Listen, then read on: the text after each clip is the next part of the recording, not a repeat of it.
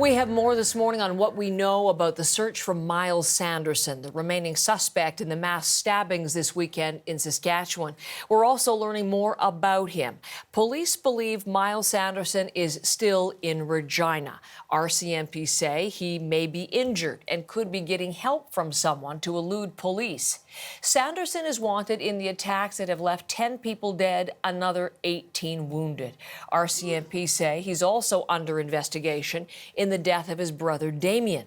Damien Sanderson, who police had charged in one of the killings, has now been found dead. His injuries, according to RCMP, do not appear to be self-inflicted.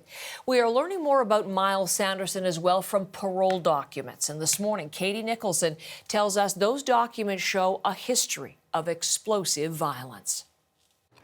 Myles Sanderson's parole documents paint a disturbing picture of an explosively violent offender whose criminal record started young. The documents outline 20 years of violence, 59 convictions, assault with a weapon, uttering threats, assaulting a police officer, robbery, and a long history of alcohol and drug abuse. It specifically mentions cocaine. There is a disturbing history as well of intimate partner violence. Now, the documents say he himself was exposed to violence in childhood, but it also speaks to him as a perpetrator of intimate partner violence, forcing his way into his ex-girlfriend's home, punching a hole in the bathroom door, frightening the children who were hiding there, throwing a cement block at a woman's vehicle, kicking a police officer in the face, and threatening to murder a band store employee. In 2018, he stabbed 2 men with a fork. Now, even though while incarcerated, he didn't follow the rules, he was transferred to a minimum security healing lodge. And although rated as highly likely to reoffend, he was granted release with conditions. Now, the documents also speak to his multiple attempts to seek treatment, to try to follow the rules, live in the community.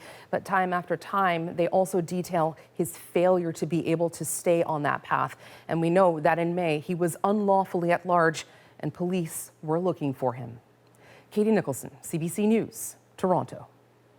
Much more ahead on this story for you today. Devin Haru will join us live in our 8 o'clock Eastern hour, and coming up in the 9 o'clock hour, a conversation with a former RCMP officer with some insights into the strategy police are employing as they search for the one remaining suspect today.